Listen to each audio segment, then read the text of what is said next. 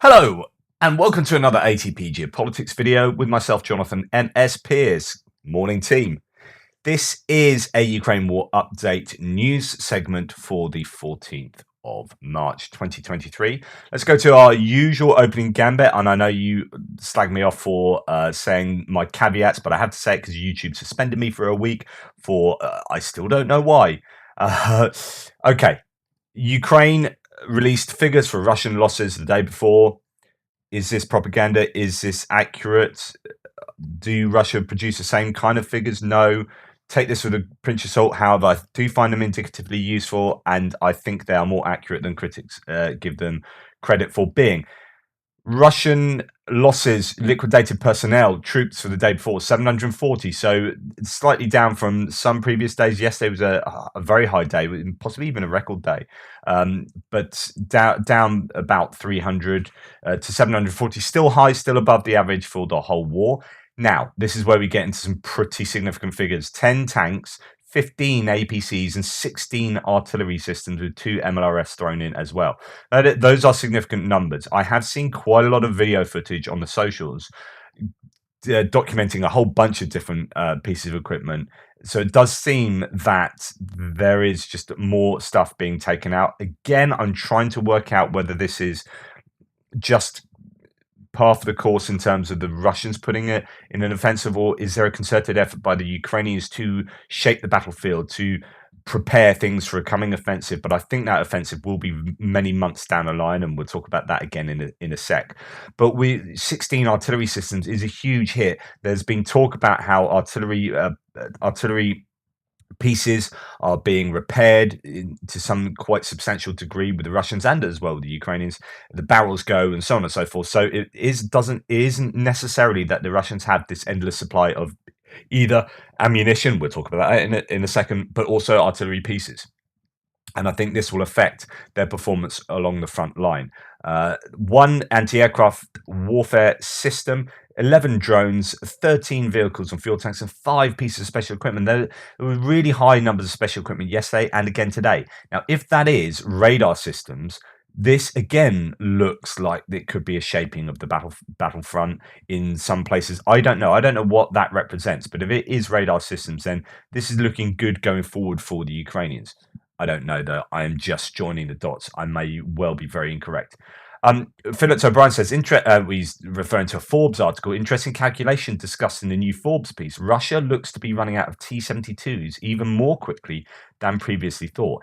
It's estimated that Russia has lost 2/3 of its T-72s. These are kind of like the workhorse tanks for the Russian army. What's left is older and crappier. So yeah, really, I might have to have a look at that article for an extra later, although goodness me, I've got a long list of stuff to look at.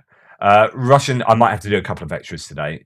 Russian soldier demonstrates the results of an attack of a Ukrainian FPV drone. The reason I post little videos like this and pieces of evidence is I like to try and justify or at least see if there is evidence for these kind of figures. But B, if there are meaningfully different things happening. Now, this is a Russian walking around a bunch of destroyed tanks. And he's saying, basically, he's walking around 2 tanks that have been blown up here, and then refers to 3 tanks that were blown up just before this. And there's also all sorts of ammunition storage, crates strewn around. Some you would imagine are still full there, but this is like a lot of wreckage. What's caused this wreckage? Well, he's talking about FPV drones with RPG rounds attached to them, and I've shown you some of these. FPV means first person view, so these are basically kamikaze drones, and they attach an RPG head that you normally fire off from your shoulder, so it's significant, can blow up a tank, if it hits in the right place. And they're using these FPV drones to ram into all sorts of things, here in this case tanks.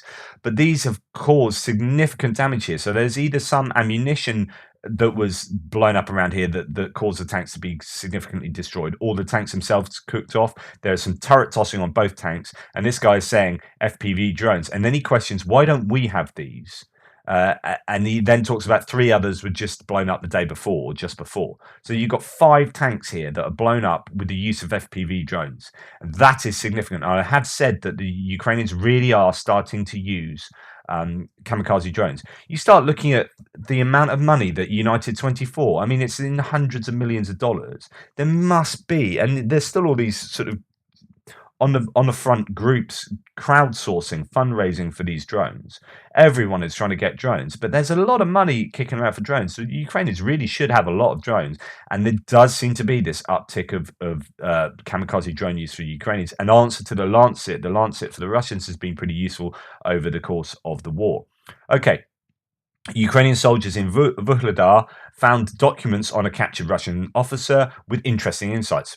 Is this propaganda? Don't know. Verifiable? Don't know. But let's take it for granted at the moment. For example, on March the 1st, 100 men were sent to storm the city, but only 16 returned. And on March the 5th, only 3 Russians returned from an unsuccessful assault. This is not the first time we've seen this kind of documentation. There was stuff found in offices or like a command center up, I think near Izium, after the Kharkiv counteroffensive, lightning counteroffensive, and they had similar kinds of documentation of pretty terrible statistics for the Russians. This then feeds into figures that we've seen. It's again looking at whether we have evidence to suggest what does a jigsaw puzzle picture look like. Does it look like this? Is this inaccurate or not? So Igor Girkin talks about Bakhmut. Almost no Russian progress in Bakhmut in the last few days. There has been really, actually, I would kind of, well, anyway. Igor Girkin, pro-Russian nationalist. This plays into Ukrainian hands as they continue to wear down Wagner. So he sees the Ukrainian narrative, the kind of Zelensky-Zaluzhny narrative about why, and Syrsky narrative about why the Ukrainians are still holding on in Bakhmut. He's kind of playing into that and seeing that this really is attritional for the Wagnerites. Similarly, while some settlements were claimed captured near Avdiivka, they might as well go back under Ukrainian control swiftly. So he's really critical of the Russian command and the Russian attempts in both places. Both places look like there have been movement for the Russians, that the Russians are doing well, although there's some claims that maybe the Russians haven't taken Kamyanka and Krasnohorivka north of Avdiivka. I don't know. We'll come on to that later. But he's here playing into the Ukrainian narrative. However, Phillips O'Brien points out that there are 2 articles. So 2 articles in major US newspapers have come out yesterday, with completely different tones.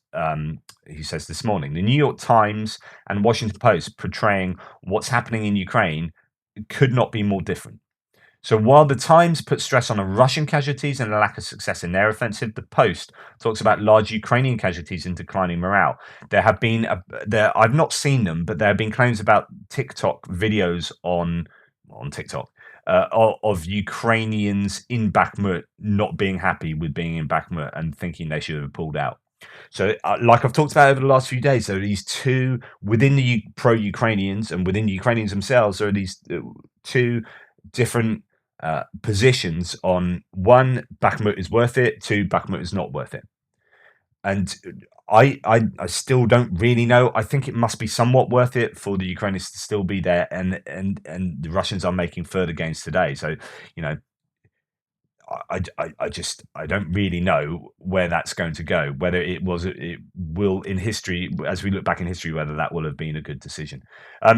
Ukraine partisans are reporting more hits on Russia's invaders. In the Polyhiv district of occupied Zaporizhia, scouts located self-propelled artillery equipment and a store of ammo. Soon after, Ukrainians reported explosions lasting several hours.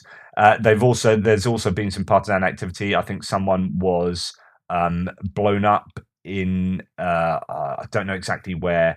I'll have to look that up. But yeah, partisans are active behind the lines. That is for sure. Belgorod was under attack again. The air defenses are working. Belgorod is the Russian oblast just north of Kharkiv in the north of Ukraine. So that last few nights that has been under consistent attack. On the other side, Russian troops have fired 5 missile strikes, including the civilian infrastructure of Sumy and Donetsk regions. There they killed and injured civilians. The Russians also carried out 35 airstrikes. The Russian Air Force seems to have ticked up in its activity over the last few days, and this is what Kaufman said about what's going on in Bakhmut. He sees that the Russian Air Force is more active around there than it has been. I don't know what that says about the Ukrainian air defenses, whether the Russians have taken out Ukrainian air defense systems that has given them a greater sense of courage to use their air force near the front line. 76 shellings with MLRS. Ukrainian aircraft themselves launched 10 attacks on the Russian concentration areas. Ukrainian soldiers hit 5 areas of concentration in personnel and military equipment of Russia, 3 ammunition depots, and 4 electronic warfare systems. So those special systems back here could be electronic warfare systems rather than actual radar systems used to take out drones and whatnot. Now, as you can see, 10 aircraft attacks from the Ukrainians against 35. So that's a 1 to 3.5 ratio of Ukrainian to Russian air force attacks, if these figures are accurate.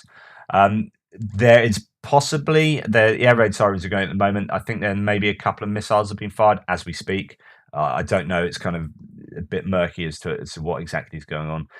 But from what has happened over the last 24 hours, 3 civilians were wounded in the Russian morning shelling of Kramatorsk. So Kramatorsk is to the west of Bakhmut.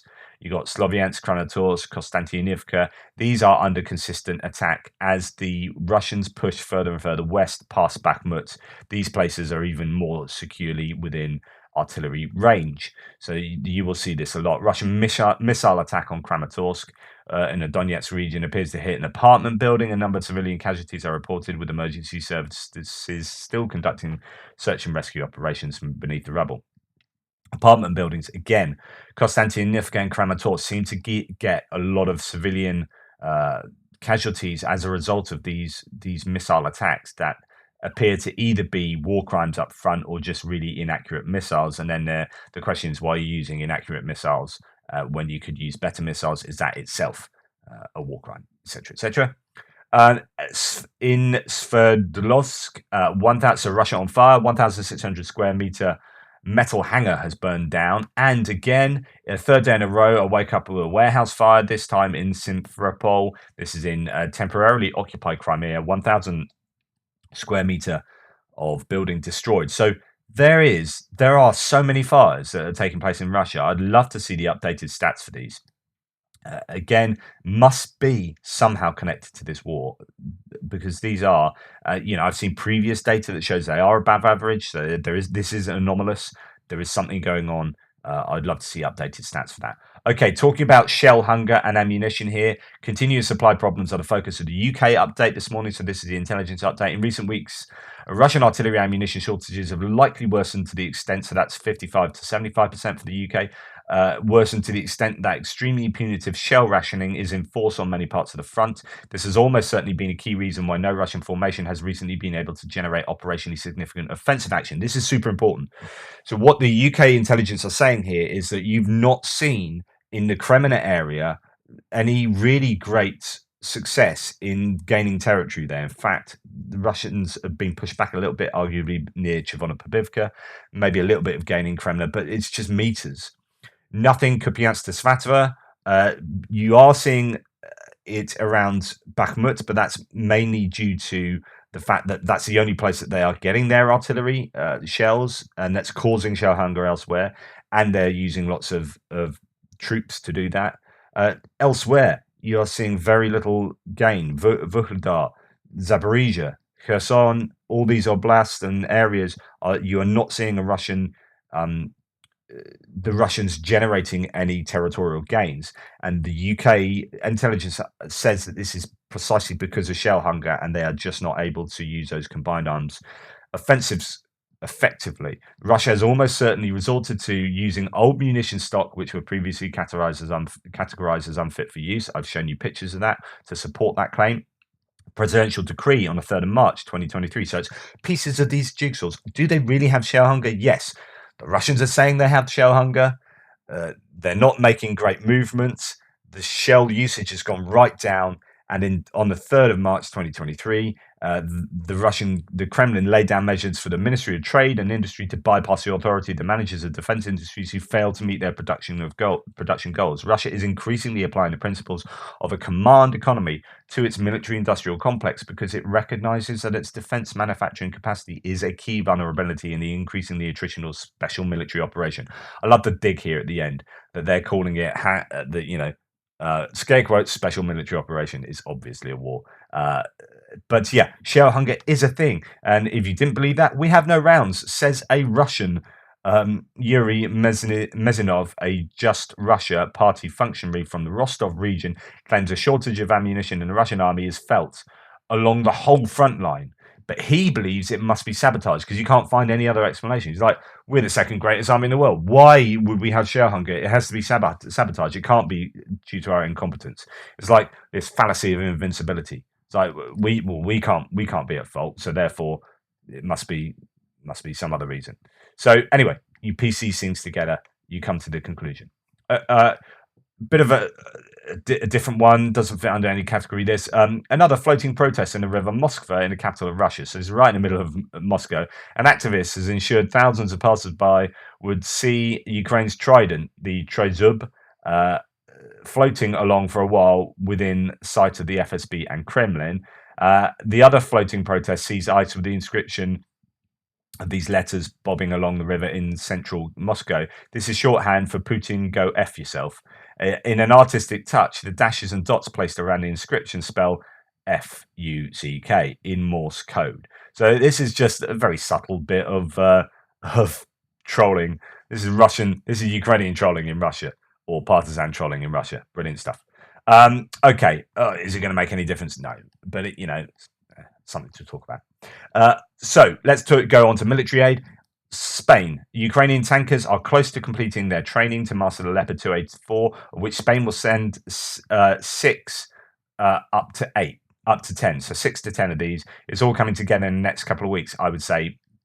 Next couple of months, really. Although the training for the initial cohort of tankers being trained and the people in the logistics is kind of finishing pretty much now. So Ukrainian soldiers are close to completing their Leopard 2 training in Germany, according to Brigadier General Bjorn Schutz, commander of the training school in Münster. The training units are now ready to use the most modern Western weapon systems. And just to add to that, Ukrainian soldiers who were trained on a Leopard 2A6 in Germany are nearing the end of their training. In today's training, Monday, between 82 and 85% of all targets were destroyed. The German instructors rate this result as, quote, very good. So well done, boys. You're top of the class. You're doing well. And that's really important. It's not just, rushing through training, but are they getting good training? Are they getting good results? So according to the Germans, good results. This week, 10 crews of Ukrainian military finish in Zaragoza. This is in Spain. We just talk about training for handling the Leopard 2A4. I'm including this one is because it also talks about technical and tactical instruction to form operational units and complete maintenance tasks. Not just about the tankers, but it's about, about driving these things, but about maintaining them as well. There will have to be extensive logistics chains after any piece of new equipment that's sent to Ukraine. And it's not just training them how to use them, but training other people around the piece of equipment to give that whole provision. Okay, Danish Ministry of Defence has stated that they are expecting the first batch of the refurbished Leopard 1A5 tanks. These are older Soviet-era tanks that should be useful enough. May not be your Vanguard tanks. It might be used. These first ones, so these are being funded by Denmark, Germany, and the Netherlands, and will arrive in the Ukraine sometime in early May. The first batch of tanks will hopefully be used to train Ukrainian tank crews. So these will be the first cohort will be to train further Ukrainians from possibly from within Ukraine rather than having to go elsewhere to do their training. And then subsequent ones coming in can be used all over the place. Now these are decent tanks that are Leopard 1A5s. They'll be, and it depends what optics they've got inside and the tech they've got with them. Whether they'll be used in support, whether you'll be used elsewhere in Ukraine, there are going to be a lot of tanks all over the place, from sort of near Transnistrian border to the Sumy and Kharkiv Oblast near the border there for defensive reasons. Would you pull some of these put some of these tanks in there, and then pull some of those other tanks? Depends what the other tanks are like and whether these are better or not. So there's many ways that the older tanks. It's not just about the Leopard 2s and the Challenger 2s and the Abrams. It's about what to do with these older but upscaled tanks. And here we've got the PT-91 Twardie. So these are Polish tanks that are basically, I believe, T-72, essentially P-72 upgrades. And these are already being seen on the front line by the looks of it, or at least in Ukrainian service. So again, how would you use these tanks? T-72s are super important because Ukrainians know how to use them. They're tried and tested, and they'll just fit straight in. Very cool news will come soon, says Andrew Yermak. The head of the Office of the President of Ukraine announced future news by publishing a photo with the head of the Bureau of International Policy of Poland. Now, this is a bit cryptic, but I'm pretty sure this is basically you're going to see some MiGs. You're going to see some MiGs being given by Poland and Slovakia to Ukraine soon. I'm pretty sure what that is hinting at. And Romania is to build gunpowder and ammunition production plant, says the economy minister. Last such plant in Romania closed in 2004. Since then, Romania's imported ammunition. Last year, Ukrainian allied states considered resuming production of ammunition in former Soviet countries to meet Ukrainian needs. This would be in their best interest, economically speaking, of course, for Romania. So, but that would be good news for for Ukraine, if and when that happens. Right, massive news. This is huge. Will it go somewhere? I don't know. So the International Court of Justice will initiate a war crimes case against Russia, the New York Times reports with reference to sources. According to the newspaper, Russia will be accused of abducting Ukrainian children and deliberately targeting civilian infrastructure. So what does it say? This is the first case. Okay, let's have a look at that. International Court to open war crimes cases against Russia. International Criminal Court, officials say. So the International Criminal Court intends to open 2 war crimes cases tied to Russia's invasion of Ukraine and will seek arrest warrants for several people, according to current and former officials. The cases represent the first international charges to be brought forward since the start of the conflict and come after months of work by special investigation teams. They allege that Russia abducted Ukrainian children and teenagers and sent them to Russian re-education camps, and that Kremlin deliberately targeted civilian infrastructure. Some outside diplomats and experts said it was possible that President Putin of Russia could be charged, as a court does not recognize immunity for a head of state in cases involving war crimes and crimes against humanity or genocide. The first case, the briefed officials said, deals with the widely reported abduction of Ukrainian children ranging from toddlers to teenagers as part of the Kremlin-sponsored program, and they were taken from Ukraine and placed in homes to become Russian citizens or sent to summer camps to be re-educated. New York Times and researchers have found some came from orphanages or group homes.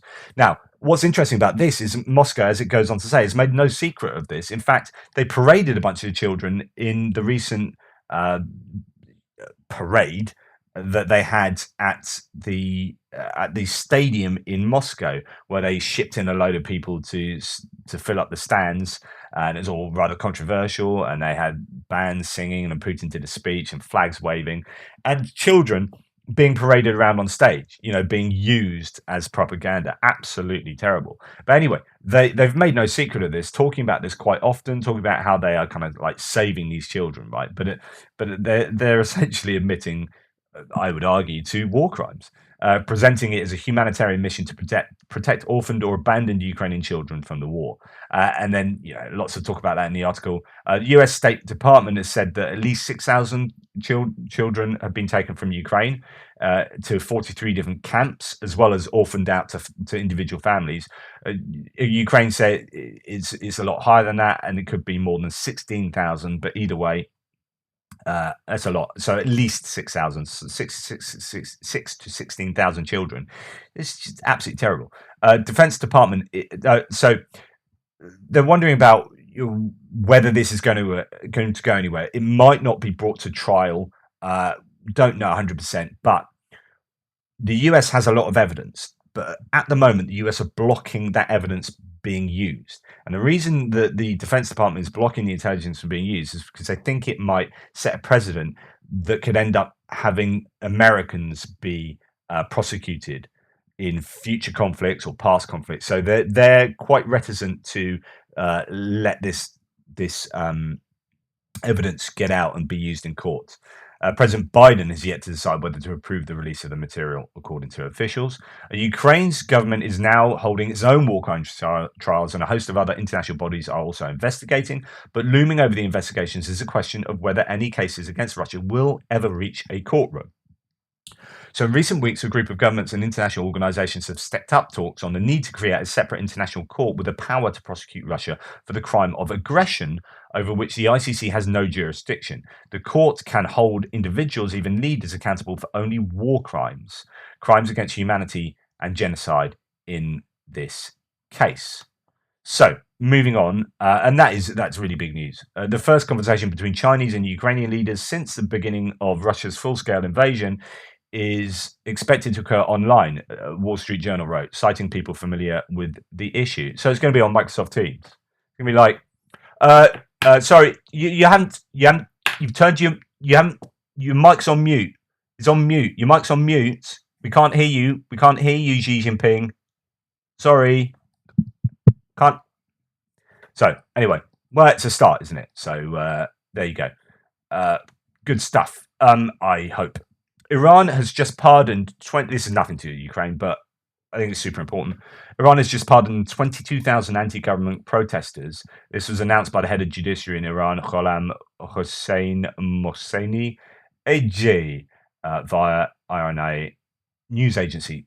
I think that's important, but I would also like to see a regime change there. This is where it is important for Ukraine. Iran are one of the biggest supporters of Russia. And you need these people to continue protesting. You need some changes there. Please check out my previous interview that I gave my Iranian friend. Go and check it out on Atypical Philosopher. It's still going to be relevant. It gives you an introduction into the protests and an understanding from an Iranian point of view. Really great one, that one. So go and check my interview with Kaveh Mousavi over on Atypical Philosopher. I had to do it live on that channel. Right, Putin it had a chat with Kadyrov. Two things to notice from this, right? To note from this, that first of all, many people have noted. I don't know if you can see it from this one, but apparently Kadyrov was shaking like a leaf. It's really interesting. So even Kadyrov, with all this bravado, running around with guns and stuff, and all that Chechen warlord propaganda nonsense, he was shaking like a leaf and was really nervous. And actually, rather than being anything meaningful, apparently he just sat and said how wonderful Chechnya is and how well he's doing in Chechnya. I don't know how useful this was as a kind of meeting. Apparently it wasn't quite the topic it should have been or whatever. And there's a lot of talk about Putin not looking very well, looking like he's on steroids and very firmly holding the desk with both hands. And this leads in, I've written an article on this, go and check it out. It's to do with Putin's health. Really, when you look, and this sounds really petty, but this is a very definite move to hold the desk here. So look at the way his right hand is moving around there. Like if you're just sitting, you don't naturally hold a desk like that. That's not what you do. Like try it yourself. You don't naturally sit there and hold a desk. Again, concentrating on little things. So if you're going to explicitly attempt to continue to hold the desk in a particular way, that means that you are trying to hold the desk. So if you're trying to hold the desk, why would you be wanting to explicitly trying to hold the desk? And this then feeds back into the fact that the very common ubiquitous claims that he has got Parkinson's, right? And we've seen his leg movements before. Again, that hand, look at what he's doing. It's just a weird thing to do. Although he's taking it off over there, but it's hidden. You can't see that. It does this give his hands stability, so on and so forth. His legs, a lot about his body gives it indications that he might have Parkinson's, and then a lot of claims that exist that he has also got one form of cancer. He's certainly been visited by cancer doctors something like 136 times in a year previously. So there is something going on. His health is not good, and this could also, the use of steroids could also explain his irrational behavior and decision making and aggression, so on and so forth. Anyway, some people will dismiss that. I've written an article compiling all the bits of evidence to show that he's definitely got something, as Tendar says here pretty explicitly. Cannot sit still, repositions, look at those eyes and face, decaying corpse with a puffed up face, probably under the influence of a full drug dosage. I'm not just saying that to try and slag him off. I genuinely think something's wrong. But again, go and check my article. So, slightly different topic here, but the UK has got together with the US and Australia in the AUKUS deal, and Biden, Sunak, and Albanese have met in San Diego, and they've thrashed out a deal which means actually it's pretty good for UK. It's pretty good for everyone, I think. It's kind of one of these mutually beneficial deals where UK is going to be building submarines. They are going to have parts of submarines that are going to be US. It's clever, this, because it ties people in strategically and politically, geopolitically, and aligns nations that is really important to align. So it's not just about we're going to buy something off you, but actually we're going to collaborate with making something.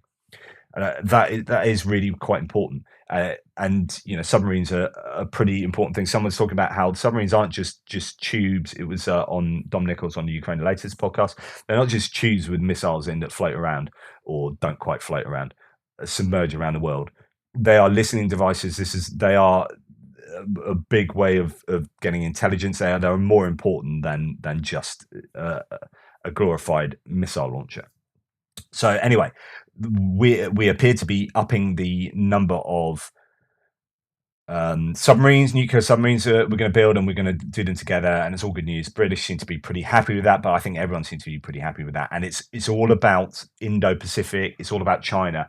The whole meeting was about, okay, not really about Ukraine and Russia. It's about China being the big threat to global security as far as these nations are concerned. On the American front, and goodness me, I've got four notifications to go to. So yesterday, I talked. Someone questioned me about what would happen if the Republicans got in the next election, and I said, look, the Republicans who are against the war in Ukraine are a loud minority, and I don't think things will change. And I was very careful with my words there, because I know that half the Americans watching this are going to be pro-Republican or pro-conservative and whatever. I'm a liberal, so I have my political positions, but I also don't want to. I do want to challenge people's beliefs, because I have my own beliefs that I think are right, obviously, but I also don't want to be like, grandstanding liberalism and whatever. Like I'm doing war reports here. However, it is incontrovertibly true that certain Republican politicians in America have been saying no to supporting Ukraine, right? People like Marjorie Taylor Greene. So, I still had to report that and talk about that, but I need to be accurate with what I'm saying, which is there's a loud minority of Republican lawmakers.